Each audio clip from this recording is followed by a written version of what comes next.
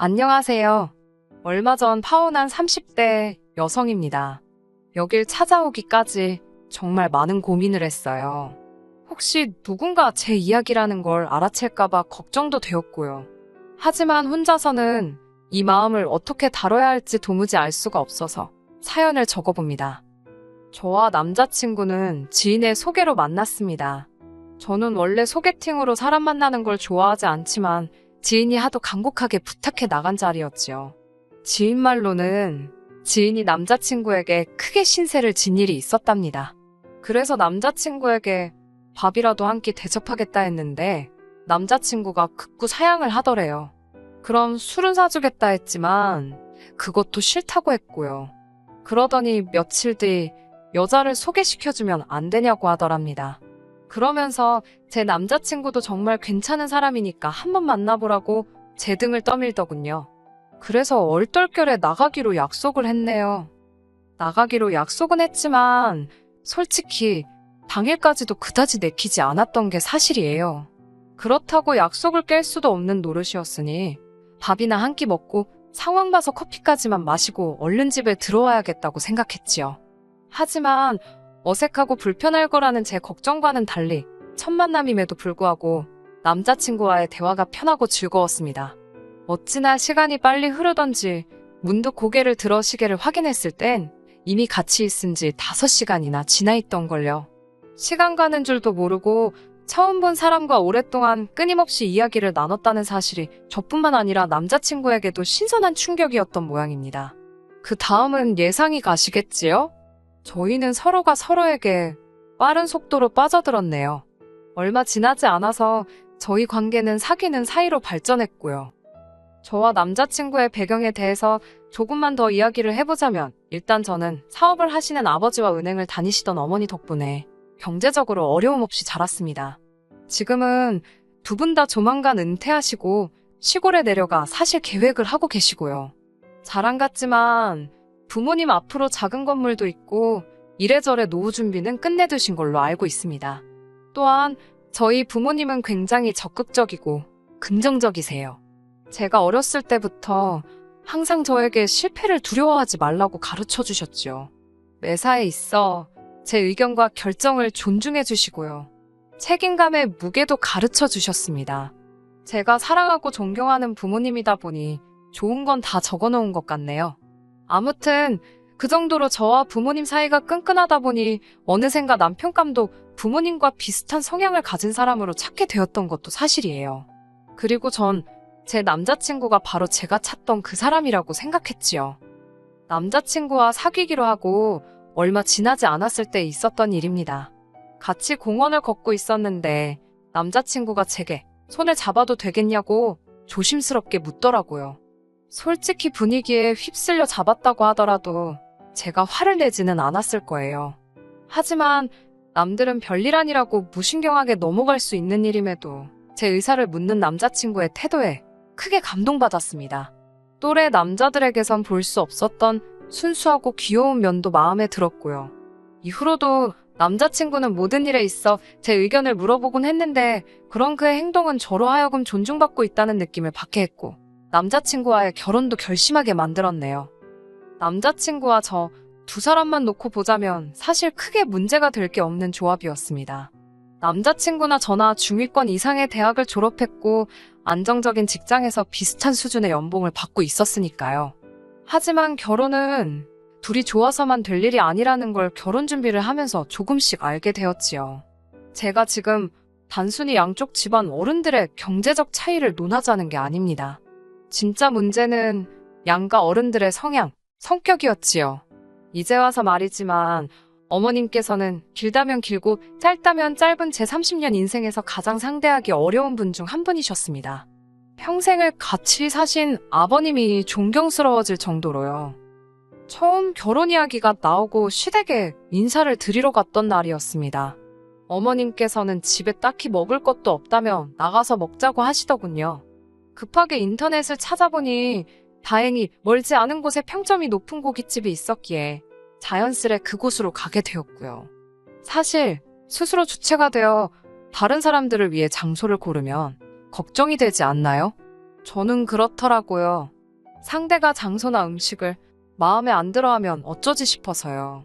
이번에도 비록 저와 남자친구가 같이 찾은 장소이긴 했지만 혹시나 어머님께서 마음에 안 들어 하시면 어쩌나 걱정스러웠어요. 설마 했지만 어머님은 정말 인정사정 없으시더라고요. 밑반찬이 나오기가 무섭게 어머님께서는 뭐 하나 찍어 먹을 것도 없다고 젓가락으로 반찬 그릇을 탁탁 치셨습니다. 그리고는 식당 내부를 찬찬히 뜯어보시며 연신후지다. 누가 이런 데를 와서 돈 주고 먹냐와 같은 말들을 거침없이 반복하셨지요. 곧이어 고기가 나오자 어머님께선 또다시 딱 봐도 고기가 핫질이라며 이거 다 싸구려 양념으로 번복해 놓은 거라고. 아이고. 행여나 주인이나 직원이 듣는 건 아닌가. 제 뒤통수가 다 뜨겁더라고요. 식사를 시작하기도 전에 초부터 치시니 김이 팍새기도 했고요. 식당에 도착했을 때까지도 제가 계산해야겠다 생각하고 있었는데 어머님이 하도 싫은 소리를 하시니까 돈도 내기 싫어지대요. 이건 뭐 돈은 돈대로 쓰고 막말로 맛대가리 없는 거 사줬다는 소리나 나오겠다 싶어서요. 결국 남자친구가 계산했습니다. 게다가 어머님께서는 식사를 하는 동안 저에게 직장 생활이라던가 임신에 관해 거침없이 물어보셨습니다. 저는 직장 생활은 계속 할 것이고 아이는 신혼 생활을 즐기다 가지려고 한다고 평소에 남자친구와 이야기하던 대로 말씀드렸지요. 어머님께서는 그러자 이렇다 저렇다 이유도 없이 무조건 그건 아니랍니다. 그러면서 결혼하면 바로 연년생으로 아들, 딸 낳고 회사는 애들 초등학교 들어가면 관두라대요. 엄마라는 사람이 밖으로 돌아서 애한테 좋을 게 없다나요. 평생 전업주부이셨던 어머님이 그런 말씀을 하시니 문득 평생 직장을 다니신 저희 어머니가 떠오르면서 기분이 좋지는 않더군요. 참고로 어머님께선 저희 부모님이 무슨 일을 하시는지 알고 계셨던 상황이었습니다. 처음 인사드리는 자리에서 어머님은 영 불편해 보이셨고 저도 기분이 좋지 않았기에 솔직히 결혼은 당장은 무리겠구나 싶었습니다. 하지만 이튿날 남자친구가 어머님께서 상견례 날짜를 잡으라셨다며 연락을 해왔더군요. 저는 생각지 못한 상황에 좀 당황스러웠고 동시에 왠지 찜찜한 마음을 거둘 수가 없었네요. 그렇게 시댁에 인사드리고 2주 만에 상견례까지 하게 되었습니다. 솔직히 별 소득은 없었어요. 어머님께서는 저희 아버지가 하시는 사업이라든가 노후 준비는 어떻게 되어 있는지와 같은 말 그대로 저희 부모님 재산에만 궁금한 게 많으셨지 곧 며느리가 될 저에겐 별다른 질문도 하나 하지 않으셨거든요. 특히 저희 결혼에 돈을 얼마나 보태실지와 같은 불편하지만 꼭 해야 하는 이야기가 나올 때면 뜬금없이 딴소리를 하시는 게 문제였지요. 당신 친척 중 누가 무슨 사업을 하네, 그 사람 재산이 어떻네와 같은 세상 쓸모없는 이야기만 늘어놓으셨거든요. 결국 보다 못한 저희 부모님께서 그런 구체적인 이야기는 저희를 통해서 하자고 하시며 자리를 정리했네요. 그런 연유로 남자친구와 저는 불편하지만 솔직하게 소위 주머니 사정을 오픈해야만 했습니다. 사실 이미 연애 기간 동안 반반으로 데이트 비용을 부담하고 있었고 서로 연봉도 대충은 알고 있는 상태였기 때문에 제 나름대로 남자친구가 얼마 정도는 가지고 있겠다라고 예상한 범위가 있었어요. 그리고 남자친구가 평소에 입버릇처럼 어머님이 자기 장가갈 때 1억을 보태주실 거라 하셨다고 말해왔기에 최소한 1억 5천은 넘게 해오지 않을까 생각했습니다. 그런데 남자친구 말이 자기가 가져올 수 있는 건 1억이 전부라대요. 솔직히 좀 충격이었지요. 남자친구는 눈치가 있는 건지 없는 건지 저더러 자긴 1억 8천이랬지. 잘됐다 이러는 거예요. 어이가 없어서 제가 반반 결혼하기로 하지 않았냐. 나도 1억만 해가겠다 했습니다. 아니면 당신이 8천을 더 해오라고요. 솔직히 연애하는 동안 데이트 비용을 반반 부담했던 건 남자친구의 의견이었어요. 저도 물론 남자가 데이트 비용을 다 내야 하고 결혼할 땐 집도 사와야 한다는 식으로 생각하는 사람은 아닙니다. 다만 제가 언짢았던 건 연애 기간 내내 반반 타령하던 남자가 막상 결혼할 때 되니까 좋아하던 반반은 어디 걔한테 줘버렸는지 말을 바꿨다는 거지요. 결국 남자친구 1억과 제 1억을 합해 총 예산 2억으로 이야기가 마무리되었는데 이후로 남자친구는 전에 없던 불평을 하기 시작했습니다.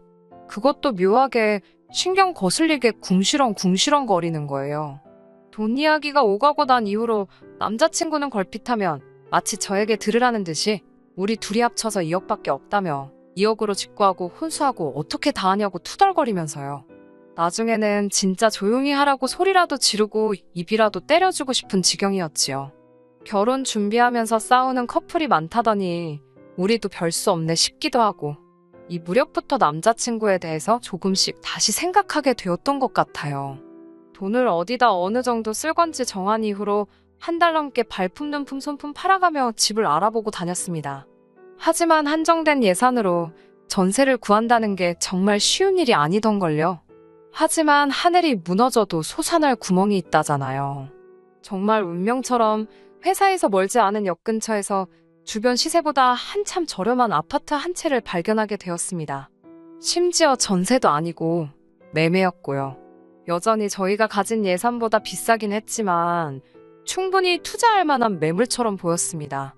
그래도 거의 한 달 가까이 시간을 쏟으며 나름 공부 아닌 공부를 한 덕분이었지요.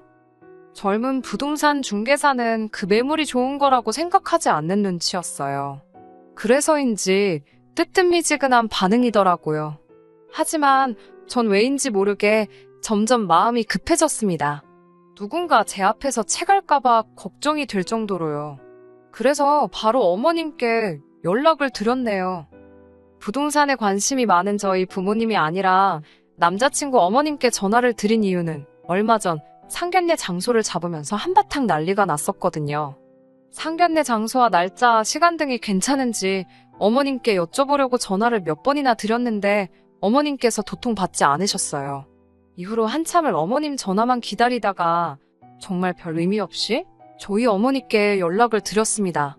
다행히 저희 어머니께선 전화를 바로 받으셨고 상견례 장소와 날짜, 그리고 시간 등이 괜찮은지 간단하게 여쭤보았지요. 어머니께서는 저희랑 남자친구 부모님이 편한 시간에 당신이 맞추신다 하셨고요. 전화를 걸었다 끊기까지 정말로 2분도 안 걸렸을 거예요. 이후로 1시간쯤 흘렀을까 어머님께 전화가 걸려왔습니다.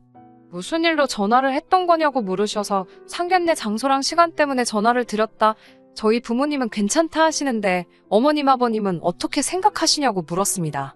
그러자 어머님께서는 잠시 말씀이 없으시더니 저더러 다 결정해놓고 지금 시부모한테 통보하는 거냐고 물으시더군요.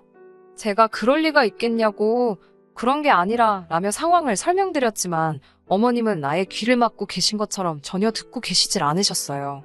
모든 일에는 순서가 있는 법이라며 뭐든지 어른들끼리 먼저 상의를 하고 그 다음에 어른들이 저희에게 통보를 하는 거지 저더러 주제넘게 나서지 말라셨어요.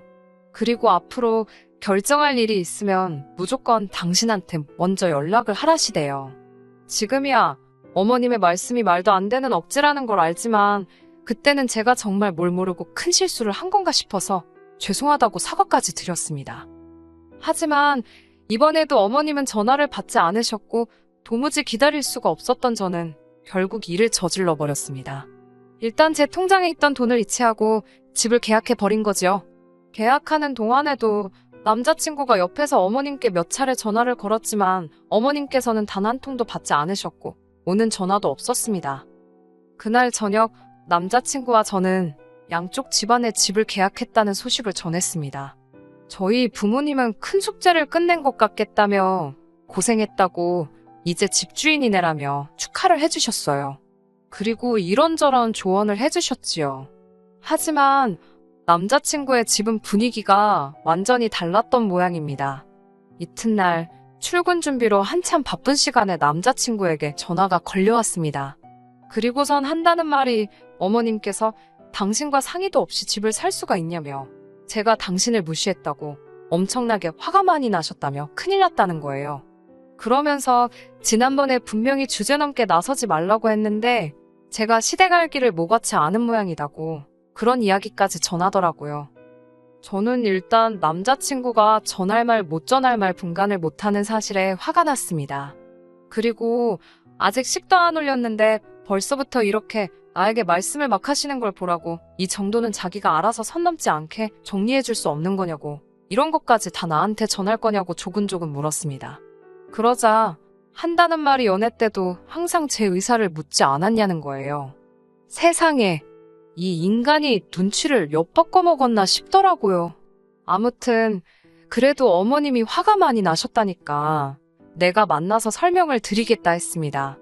설명을 듣고 나시면 칭찬은 안 해주셔도 노여움은 푸시지 않겠나라는 기대가 있었거든요. 그날 저녁 시댁에 도착하니 어머님께서 찬바람이 쌩쌩 부는 태도로 절 대하시더군요. 어머님께서는 저더러 당신을 뭐라고 생각하냐입니다. 그러면서 당신은 제가 무섭다네요. 어떻게 그렇게 당신하고 상의도 없이 떡하니 집을 계약하고 올 수 있냐고요. 그리고는 저더러 혹시 당신 재산 빼먹을 궁리를 하고 있냐입니다. 어이가 없었지요. 이렇게 말하면 안 되지만 솔직히 누울 자리 보고 발 뻗는다고 뭐가 있어야 그런 생각도 하지 않겠어요? 심지어 그 아파트가 2억 4천이었는데 제가 고집으로 계약한 것도 있고 해서 1억 4천은 군소리 없이 제가 부담하려고 하고 명의도 공동명의로 할 생각이었거든요. 그런데 그런 제 속도 몰라주시고 어머님께서 마치 저를 날강도 대하듯 하시니 황당하기 짝이 없었지요. 어머님께선 통 분을 못 삭히시는 듯 하더니 제 버릇을 고쳐놔야겠다면서 보태주시기로 한도는 없던 일로 하신다셨습니다. 당신 탓을 하지 말고 저의 경거망동을 반성하라나요. 어처구니가 없었어요. 집 계약할 때 분명히 옆에 남자친구도 있었는데 순식간에 제 잘못으로 취급되는 건지 이해가 안 되었고요. 저는 어머님께 제가 하는 게 전부 다 마음에 안 드시나 보다고 한마디 했습니다. 그러자 저더러 그럼 네가 잘한 게 뭐가 있냐입니다. 그러면서 저나 저희 집이나 순서와 절차는 어디 밥 말아먹었냐면서 상견례부터 시작해서 다 문제랍니다. 항상 저희 집에서 먼저 시댁에 연락해 어머님 그러니까 시댁의 의견을 여쭙고 상황을 설명하고 해야 하는데 그런 절차가 없대요. 저희 집에는. 그러면서 당신이 그걸 다 뜯어 고쳐놓겠답니다. 저는 안 고쳐주셔도 된다고 그냥 이 결혼 못하겠다고 했네요. 저도 솔직히 욱해서 내뱉은 말이긴 했는데 하고 나니까 후련하단 생각과 동시에 그래 안 해야겠다라는 결심이 섰달까요? 옆에서 꿀먹은 모마냥 입 딱 다물고 있던 남자친구가 갑자기 저더러 그런 말을 상의도 없이 하면 어쩌냐고 파혼이라도 하자는 거냐입니다. 제가 못할 것도 없지 않냐고 그러니 그냥 아파트 계약 포기하고 어머님이랑 집 보러 다니랍니다. 그러면서 빨리 죄송하다고 그러라면서 거의 윽박지르다시피 하더군요. 어처구니가 없어서 내가 뭐가 죄송하냐고 막말로 네가 무슨 재주로 어디 가서 1억으로 아파트를 사냐고 그거 내가 도와주려는 건데 어머님이 당신 아들 복을 발로 차신다고 쏴붙였습니다. 그렇게 파혼을 하게 되었는데 물론 그 과정이 아름답지 못했습니다. 처음에 한 2, 3주 동안은 남자친구가 자기가 행동을 똑바로 못했다며 연락을 해왔어요. 제 편을 들었어야 하는데 자기도 그런 역할은 해본 적이 없어서 서로 좋은 게 좋은 거라고 어쩌고 저쩌고 됐다고 했습니다. 매번 이런 식으로 다툴 때마다 처음 타령하면 그것도 골치 아프잖아요. 어머님같이 사람 짐 빠지게 하고 머리 복잡하게 하는 사람하고 더 이상 시간 낭비하기 싫다고 그랬네요. 그런데 정말 어이없으면서도 웃겼던 건 파혼 이후 한 6개월쯤 지났을 때 있었던 일입니다. 그때 제가 산 아파트가 정말 물건이었더라고요. 한 반년 만에 1억 넘게 올랐더라니까요. 그때 제가 시세보다 정말 싸게 산 것도 한몫했고요. 그런데 그 소식을 어디서 들었는지 어머님께서 연락을 해오셨습니다. 자기가 그땐 심했던 것 같다면서 지금이라도 다시 결혼 준비를 하랍니다. 그 집 팔아서 준비하면 저번보다 여유 있게 할 수 있지 않겠냐면서요. 제가 너무 웃겨서 어머님 지금 어디시냐고 술 취하셨냐고 밖에서 주무시면 입 돌아가니까 들어가서 주무시라고 그랬네요. 솔직히 자식 팔아 장사하는 게 별건가 싶어요. 어머님이 멀쩡한 제 머리채 쥐어잡고 아들 몸값 좀 올려보시려고 그랬나 별의별 생각이 다 들기도 하네요. 뭐 어쨌든 이제 다 끝난 이야기이니까요. 아, 저 그리고 그 아파트 팔았습니다. 재미도 좀 봤고 덕분에 저 내년에 대학원 갑니다. 직장 생활과 병행하는 게 쉽지는 않겠지만 결혼 생활보다는 즐거울 것 같네요. 너무 기대됩니다. 끝까지 들어주셔서 감사합니다. 오늘의 사연은 여기까지입니다. 구독과 좋아요, 알람 설정 부탁드리고 더 좋은 사연으로 다시 찾아뵙겠습니다. 감사합니다.